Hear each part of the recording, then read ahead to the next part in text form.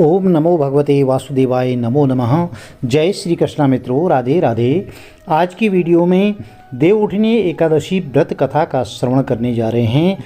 हिंदू सनातन धर्म में एकादशी पर्व का बहुत बड़ा महत्व है। इनमें भी देवउठनी एकादशी का विशेष महत्व होता है। कार्तिक माह की एकादशी को देवउठनी एकादशी या प्रबोधिनी एकादशी कहा जाता है। कार्तिक माह भगवान श्री हरि विष्णु का प्रिय महीना होता है। ऐसे में इस एकादशी का और महत्व होता है। कार्तिक शुक्ल पक्ष एकादशी पर भगवान श्री हरि विष्णु अपने 4 माह के विश्राम के बाद जागते हैं, इसलिए इस एकादशी को देवोत्थान एकादशी कहा जाता है। दीपावली के पश्चात कार्तिक शुक्ल एकादशी को देवोत्थान होता है।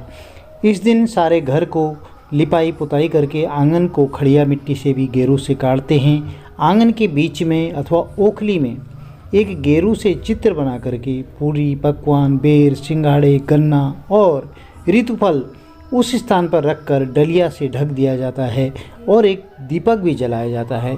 रात्रि के समय पुरुष या घर के बालक साथ में बैठ करके सभी देवी देवताओं की पूजा करते हैं और उन्हें घंटी या थाली बजा बजा करके जगाते हैं। यह एकादशी देव प्रबोधिनी एकादशी भी कहलाती है। आषाढ़ शुक्ल एकादशी से देवता शयन करते हैं और कार्तिक शुक्ल एकादशी को जागते हैं, इसीलिए इसे देवोत्थान एकादशी कहा जाता है। इस एकादशी से ही सारे मांगलिक कार्य और शुभ कार्यों की शुरुआत हो जाती है। अब जान लेते हैं वर्ष 2023 में देवउठनी एकादशी कब है। वर्ष 2023 में देवउठनी एकादशी 23 नवंबर 2023 को मनाई जाएगी और इसका पारणा 24 नवंबर 2023 को होगा। देवउठनी एकादशी या देव प्रबोधिनी एकादशी से सारे मांगलिक कार्य आरंभ हो जाते हैं और 4 महीने बरसात और देवों के सोए रहने से किसी भी तरह के मांगलिक काम नहीं होते हैं। और देवोत्थान एकादशी से मुंडन है, विवाह, गृह प्रवेश सभी तरह के कार्य आरंभ हो जाते हैं। यह दिन हेमंत ऋतु के आगमन का संदेश देता है। चातुर्माह खत्म होने के कारण दूध है, मूली, बैगन, मेथी जैसे सब्जियां भी सेवन इसके बाद करते हैं। और देवशयनी एकादशी से सभी तरह के मांगलिक कार्य रुक गए होते हैं और देवउठनी से सब आरंभ होते हैं। देवउठनी एकादशी का व्रत कैसे करें, इसके बारे में जान लेते हैं। इस दिन सुबह जल्दी उठ करके भगवान श्री हरि विष्णु और माता लक्ष्मी की मूर्ति को या चित्र के समक्ष व्रत का संकल्प लेना चाहिए। स्नान के लिए यदि आपके आसपास में कोई पवित्र नदी हो, सरोवर हो, तालाब है, कुंड है तो वहाँ पर आप सावधानी पूर्वक स्नान करके आ सकते हैं। यदि यह संभव नहीं हो तो घर में ही नहाने वाली बाल्टी में थोड़ा सा गंगा जल मिश्रित करके स्नान कर लेना चाहिए और घर में साफ सफाई कर लेनी चाहिए। दिन में व्रत रखते हुए भगवान श्री हरि विष्णु के दिव्य मंत्रों का जाप करते रहना चाहिए। ओम नमो भगवते वासुदेवाय नमो नमः, इस साधारण मंत्र का भी आप जाप कर सकते हैं। घर में रंगोली इत्यादि सजाएं और शाम को दीपदान करें, दीपमाला सजाएं। गरीब और ज़रूरतमंदों को बत्तियों को दान भी करना चाहिए। देवोत्थान एकादशी का व्रत बहुत ही शुभदायी फलदायी होता है। अगले दिन आप सुबह व्रत का पारणा कर सकते हैं। व्रत के दिन में दूध और फल का ही आहार लिया जाता है। देवोत्थान एकादशी पर मंदिरों में तुलसी विवाह का भी आयोजन किया जाता है। जिन पति पत्नी की संतान नहीं होती है वे भी तुलसी विवाह करके संतान का लाभ उठा सकते हैं। भगवान श्री हरि विष्णु के प्रत्येक भोग में तुलसी का पत्ता जरूर रखा जाता है। अब जानते हैं कि देवउठनी एकादशी पर इसकी व्रत कथा क्या है। देवउठनी एकादशी की कई अलग अलग कथाएं प्रचलित हैं।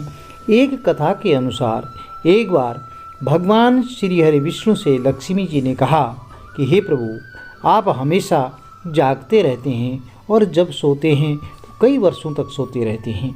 इससे पृथ्वी के संचालन में बहुत बड़ी दिक्कत आ जाती है, इसलिए आप अपने सोने का कोई नियम बनाएं। तब भगवान श्री हरि विष्णु ने पृथ्वी के सौर वर्ष के आधार पर सोने का नियम बनाया। इस दौरान उन्होंने वर्षा काल के 4 महीने सोने की बात कही और साथ में यह भी कहा कि इस समय सभी तरह के मांगलिक कार्यों पर प्रतिबंध भी रहेगा। देवउठनी एकादशी की एक अन्य कथा भी प्रचलित है। एक राज्य में एकादशी के दिन प्रजा से लेकर के कोई पशु तक भी अन्न ग्रहण नहीं करता था। एक दिन भगवान श्री हरि विष्णु ने राजा की परीक्षा लेने की सोची और सुंदरी का वेश बना करके सड़क किनारे बैठ गई। राजा की भेंट जब सुंदरी से हुई तो उन्होंने उसके यहाँ बैठने का कारण पूछा। स्त्री ने बताया कि वह बेसहारा है। राजा उसके रूप पर मोहित हो गई और बोले कि तुम रानी बनकर मेरे साथ महल चलो। तो सुंदर स्त्री के राजा के सामने शर्त रखी उसने कि यह प्रस्ताव मैं तभी स्वीकार करूंगी जब उसे पूरे राज्य का अधिकार दिया जाएगा और वह जो भी बनाए राजा को भोजन ग्रहण करना होगा। तो राजा ने शर्त मान ली। अगले दिन एकादशी पर सुंदरी ने बाजारों में बाकी दिनों की तरह अन्न बेचने का आदेश दिया। मांसाहार भोजन बनाकर राजा को खाने को मजबूर करने लगी। तो राजा ने कहा, आज एकादशी के व्रत में मैं तो सिर्फ फलाहार ग्रहण करता हूँ। रानी ने शर्त याद दिलाते हुए राजा को कहा कि अगर यह तामसिक भोजन आपने नहीं खाया तो मैं आपके बड़े राजकुमार का सिर धड़ से अलग कर दूंगी। अब राजा के सामने बहुत बड़ा धर्म संकट हो गया। तो राजा ने अपनी स्थिति बड़ी रानी को बताई। तो बड़ी महारानी ने राजा से धर्म का पालन करने की बात कही और अपने बेटे का सिर काट देने को मंजूर हो गई। राजा हताश थे और सुंदरी की बात न मानने पर राजकुमार का सिर देने को तैयार हो गई।